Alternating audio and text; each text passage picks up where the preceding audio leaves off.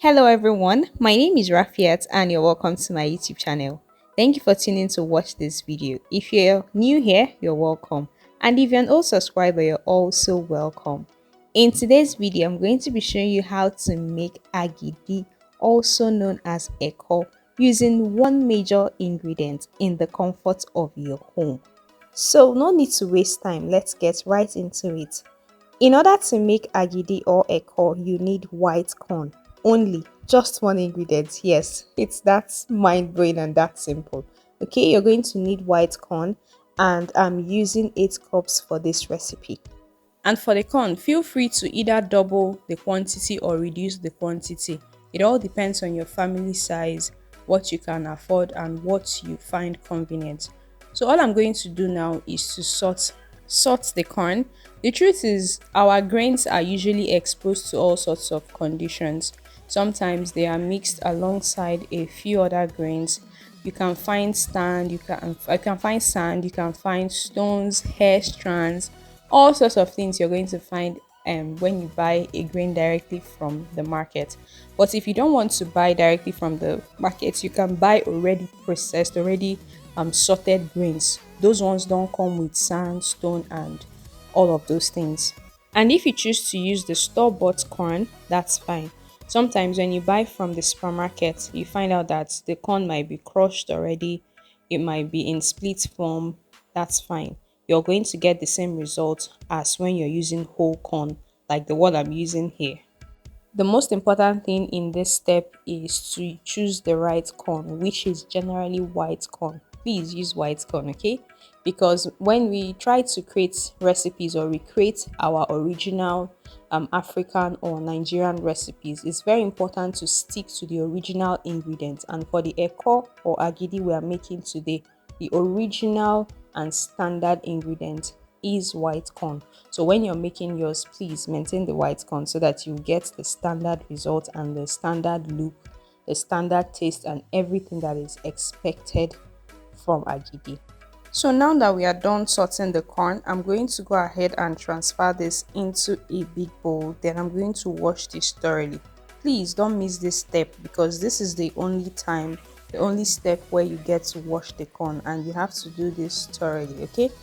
Because after this process of washing, every other thing is going to go directly into the body. So you want to make sure that you wash thoroughly to get rid of any dirt, any dust. As you can see, the color of the water even changed, and there was still a little dirt that floated to the top of the water.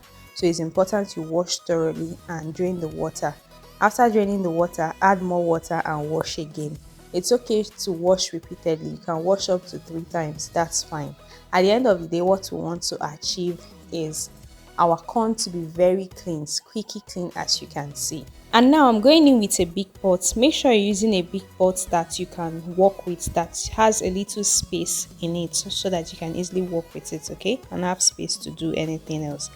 So I'm going to add some water, and I like the water to be above the surface of the corn, and I'm going to cover and allow to cook until it starts boiling. I'm not really cooking the corn to get soft. I just want the corn to boil, and once it starts boiling, once you see a rolling boil like this, take it off the heat, okay? Remember, we're not cooking this to get soft. Just once it starts boiling, take it off.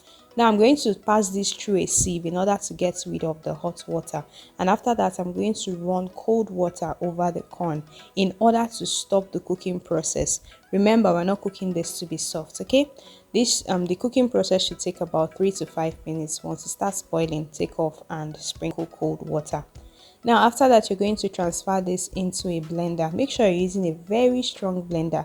I'm using the BMP blender, and I've been using this for quite a while, and it's a very strong product.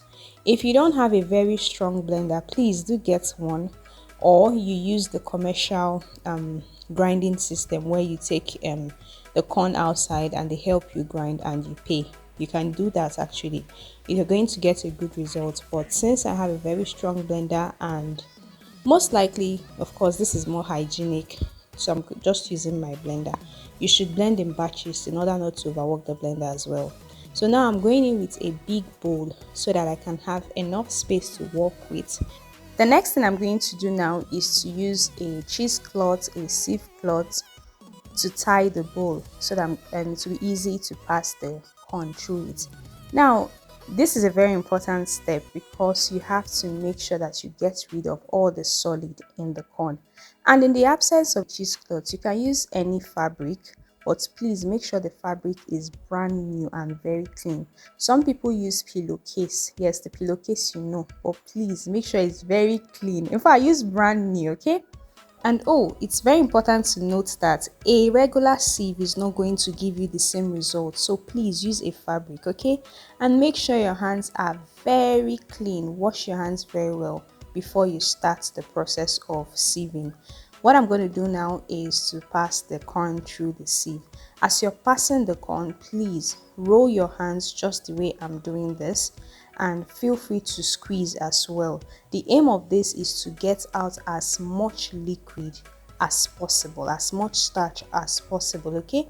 We're going to repeat this process, but please, this is not a process you want to rush, because the more liquid you squeeze out, the more agidi you're going to get. So, and of course, I know you want to get as much agidi as possible. I mean, the more the number, the better, isn't it? So keep doing this, be patient with this, use your clean hands to roll this repeatedly. Then at some point you can squeeze to get out the liquid, okay? This is going to, it's not such a fast process because you're using a fabric, but it's the best, the absolute best, okay? A sieve will be faster, but a sieve will not give you the good results that you want to get. And as you do this, feel free to add some water, because the water is going to make it pass through the sieve cloth, the cheesecloth, easily. This process is very similar to the process of making pap. They're about the same thing. And even if this is your first time of making agidi at home, or pap or anything like that at home, once you do this for a few seconds, you'll get the hang of it. Trust me, it doesn't even take as much time as you think. Just keep squeezing, add water to loosen up, and that's it. So once you squeeze and you know you've gotten a lot of liquid out of it, this is the shaft you should expect, okay? And for the shaft, you can actually feed this to chicken, you can use this to make swallow, you can dry it, blend it and use it as corn flour. Feel free to do absolutely nothing, anything at all you want to do with it, but don't discard, because it's actually very useful. And after draining, this is what we have, just perfect. As you can see, there are no particles in this, which is why I recommend you use a fabric, a cloth, for the process of draining, and not just anyhow, any sieve at all. If you use any regular sieve, you're going to have particles, and trust me, you don't want that. The next thing to do now is to set this aside on the countertop for about 4 hours or overnight. And after that, this is what we have. And after the time has elapsed and you don't get a separation like this, do allow this for a few more hours to make sure that it separates well. And now I'm going to go ahead and discard the top part, the upper layer, which is the fluid part, because it's not what we're interested in. We're interested in the lower part, which is the starch. And after that, I'm going to go ahead and transfer this into a pot. Like I said earlier, make sure you're using a pot that you can work with easily, a pot that has enough space for you to stir.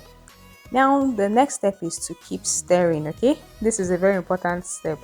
Trust me, you don't want to take your eyes off this. You want to stir this continuously, majorly because you don't want lumps in this.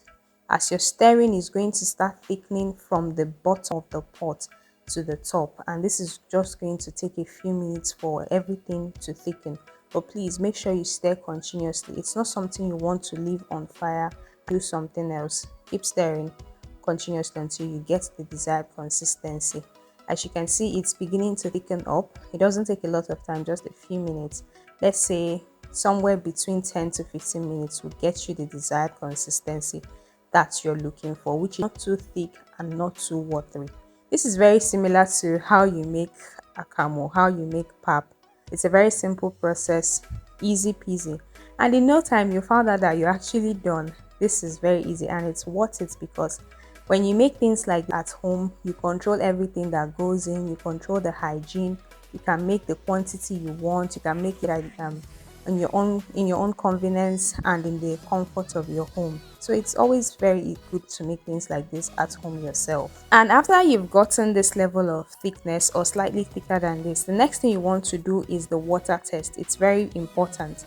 What this is just to know if the agidi is done, and all you have to do is to place a little amount of it into cold water, and if it forms whole like this, if it forms complete without breaking into pieces, then your agidi is ready. What the test basically does is to determine if the agidi is properly cooked and ready to be tied. And to tie this, you can use any method at all. You can use foil paper, you can use ramekins, you can use nylons, you can use banana, any style at all. But I was going for the standard traditional look of agidi, so I used the regular waterproof nylon, and all I did was to quickly scoop into the nylon and then tie. Please, this step you have to be very fast because the agidi cakes easily, it solidifies easily, and trust me, you don't want that to happen while you're still tying. So be quick with this.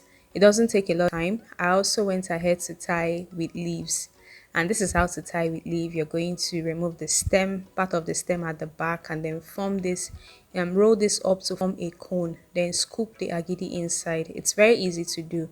This is also a very nice option, and it's also a healthier option than the waterproof nylon, but feel free to use the most convenient method at all.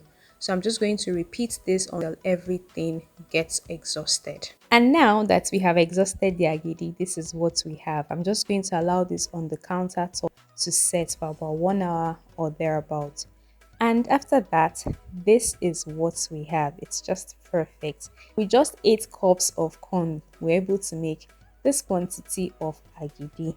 And generally, that quantity of corn should give you anywhere between 25 to 40 pieces of agidi, depending on the size you choose to tie the agidi. But the best thing about this recipe is the fact that you can easily whip this up in the comfort of your home, and you can control everything about it. So I went ahead to pair my agidi with pepper soup. You can also pair with any soup of your choice, okro soup, ogbono soup, anything at all. It's really convenient, and trust me, you're going to love it when you create yours. Don't forget to go through my channel for other amazing videos and share this video to your loved ones. Bye!